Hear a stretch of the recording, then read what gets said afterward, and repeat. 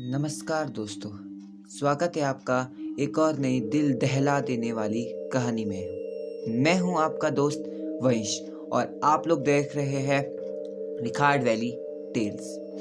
पिछली स्टोरी हमने करण पिशाचनी के बारे में सुनी थी, लेकिन आज की स्टोरी है सुंदर वादियों और देवभूमि कही जाने वाले स्थान।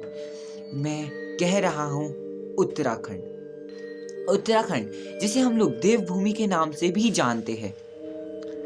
यहाँ सुंदर वादियाँ हैं, पेड़ पौधे हैं, पहाड़ है, नदियाँ हैं, लेकिन यहाँ कुछ ऐसे ऐसे स्थान भी हैं जिनके बारे में सुनकर हमें थोड़ा थोड़ा अजीब महसूस होने लगता है। थोड़ा थोड़ा अगर हम उन स्थानों पर जाते हैं तो थोड़ा अजीब लगने लगता है। एक ऐसी जगह जहाँ पर हजारों लोगों की आत्मा भटकती है। जी हाँ, सही समझे आप लोग, मैं बात कर रहा हूँ लंबी देहर माइंस की। मसूरी से 10 किलोमीटर दूर लंबी देहर माइंस आज जैसी है, पहले ऐसी नहीं थी। इसके पीछे की बैक स्टोरी अगर आपको नहीं पता तो मैं बता देता हूँ।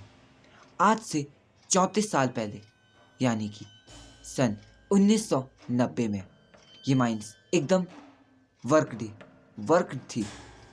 यहाँ काम होते थे, इन खदानों में काम चलते थे, खुदाई होती थी।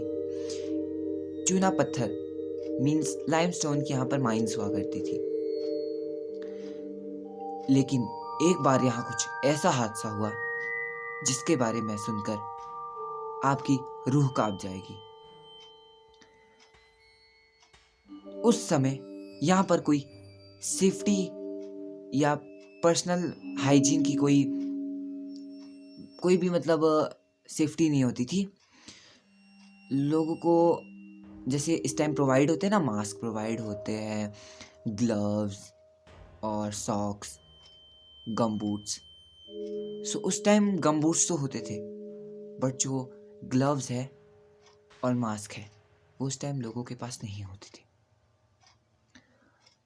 तो जो वहाँ के वर्कर्स हैं उनकी जो तबीयत है वो धीरे धीरे खराब होने लगी, बिकॉज जो लाइमस्टोन के छोटे छोटे पार्टिकल्स हैं वो उनके शरीर में एंटर करने लगे। उन्होंने सोचा कि इन्हें तो कुछ भी नहीं हुआ है, ये तो ऐसे ही छोटी मोटी बीमारी है। वहाँ हेडक्वार्टर्स के लोगों ने सोचा। धीरे धीरे ये बीमारी और बढ़ गई, उन्हें खून की खांसी स्टार्ट हो गई, खून की उल्टियां करने लगे। एक बार 50,000 के तकरीबन लोग उस माइन में फंस गए।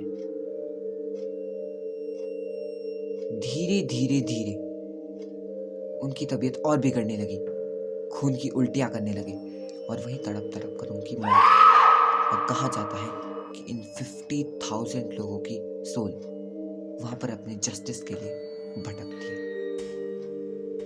सो मैंने बैक स्टोरी तो आप लोगों को समझा दी है, और अब स्टार्ट करते हैं रियलिटी कि लोगों के साथ वहां हुआ क्या, लोगों ने वहां क्या क्या फील किया। सो ये स्टोरी है दो अच्छे फ्रेंड्स की, अभय और साहिल। दोनों बहुत ही ज्यादा अच्छे फ्रेंड्स थे, साथ घूमते फिरते थे, साथ क्लास में पढ़ते थे और आपस में ही नजदीक में उनके घर थे और रिच फैमिली से बिलोंग करते थे। तो उनका जो 12th है, क्लास +2 वो हो चुकी थी। तो उन्होंने कहीं घूमने जाने का प्लान किया। सो उन्होंने सोचा कि क्यों ना उत्तराखंड मसूरी जाया जाए। सो वो मसूरी चले गए। उन्होंने वहां पता किया कि कौन सी जगह है, कौन सा प्लेस है जहां पे हम रात को जा सकते हैं। सो उन्हें पता लगा कि हर जगह जाना, वहां के लोगों ने, स्थानीय लोगों ने बताया कि आप हर जगह जाइए पर लंबी देहर माइंस ना जाइए। फिर उन्होंने वहां की बैक स्टोरी उन्हें समझाई कि ऐसे से वहां हुआ था। उन्होंने सोचा कि वो बड़े खुराफाती बंदे थे, बड़े डेयरिंग से लड़के थे। उन्होंने सोचा कि क्यों ना चलते, अब तो जाना ही जाना है। उनके वहाँ कुछ फ्रेंड्स भी थे। लड़कों की दोस्ती क्या होती है कि फटाफट से हो जाती है। तो फिर उन्होंने वहां जाने का प्लान किया। रात के तकरीबन 11:30 बजे वो लंबी डहर माइंस पहुंचे। उन्होंने अपनी गाड़ी की डिक्की से बियर बॉटल्स निकाली कि अब तो पार्टी करेंगे, बियर पियेंगे, घूमेंगे फिरेंगे। उन्होंने बियर का ढक्कन खोला, बियर पी और सोचा कि चलो क्यों ना घूमने चलते। वो हेडक्वार्टर्स के पास पहुंचे ही थे कि उन्हें कुछ अजीब सी आवाज आई, जैसे कि गिरता है ना, एकदम लंबी सी खिंचाव जैसी आवाज आती है, वैसे वाली, जैसे कोई गिरा और धप करके नीचे गिरा। तो उन्हें वो थोड़े शॉक हो गए कि कौन है यहाँ पर, हमारे साथ और कौन आया था। सुबह जब ऊपर पहुंचे तो वहां कोई नहीं था, बल्कि जहां पर अभय की कार थी वो वहां से गायब थी। बहुत महंगी कार थी वो। अभय बोला कि अब क्या करें, अब तो पापा मुझे नहीं छोड़ेंगे। वो अपने दोस्तों से बोला कि तुमने शीशा बंद किया था, तुमने गाड़ी लॉक की थी, तुमने ये किया था, वो किया था, ऐसे से बोल के फिर वो लोग गाड़ी को ढूंढने निकल पड़े कि कहीं चोर होगा, आसपास ही होगा, क्या पता ये जो आवाज थी वो चोर की होगी। तो जब वो नीचे घूमने गए थे तो उन्हें क्या दिखता है, उनकी कार दिखती है। वो क्या कार क्या होती है, दो ऐसे पेड़ होते हैं, उनके बीच में वो कार फंसी होती है। आगे का जो कार का बोनट वाला वो साइड होती है ना, वैसे दो पेड़ है, उसमें कार फंसी हुई है। ये देखकर अभय के होश उड़ जाते हैं। वो बोलता है कि फटाफट गाड़ी निकालने की कोशिश करते हैं और होटल चलते हैं। तो जब वो जा रहे होते हैं, मतलब गाड़ी निकालने की कोशिश कर रहे होते हैं, तो उन्हें कुछ लोगों की आवाज आती है। तो वहां देखते हैं कि कुछ वर्कर्स है। तो वो 4-5 वर्कर्स है।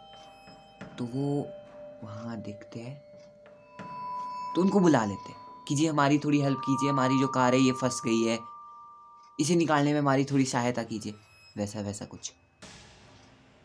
तो उन्होंने एग्री कर लिया कि जी हाँ हम आपकी हेल्प करते हैं।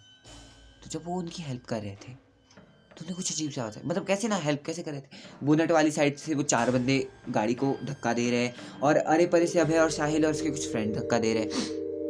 तो उनको कुछ अजीब आवाज आती है। वो देखते हैं कि वो आपस में लड़ रहे हैं।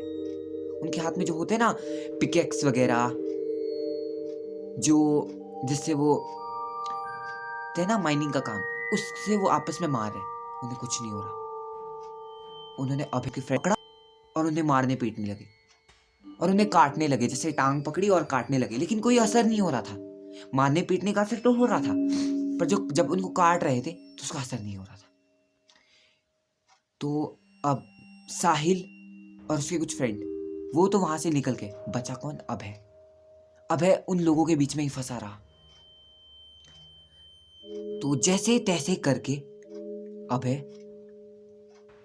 उनसे छूट गया और वो कहाँ पहुंचे, ऊपर हेडक्वार्टर्स के पास। हेडक्वार्टर के पास एक मतलब जगह थी, हमारे हिमाचल में तीरा बोलते हैं उसको, ऐसी थी जगह, कुछ ऐसा खिड़की जैसी, उसके अंदर थोड़ा सा छोटा सा रूम सा था, फिर बाहर भी देख सकते थे। सो वहां गए।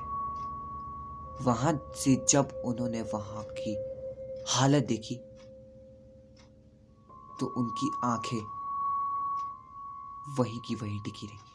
50,000 के आसपास वर्कर्स हेडक्वार्टर्स की तरफ आ रहे थे और वो एक दूसरे को काट रहे हैं, मार रहे हैं, खा रहे हैं एक दूसरे का मांस, गले अलग कर रहे हैं, लेकिन उन्हें कुछ भी नहीं हो रहा है। वो फिर भी चल रहे। ज़ॉम्बीज़ नहीं होते, काटते रहते हैं एक दूसरे को, फिर भी वो चले रहते हैं जिंदा लाश की तरह। ये देखकर अभय शॉक हो गया।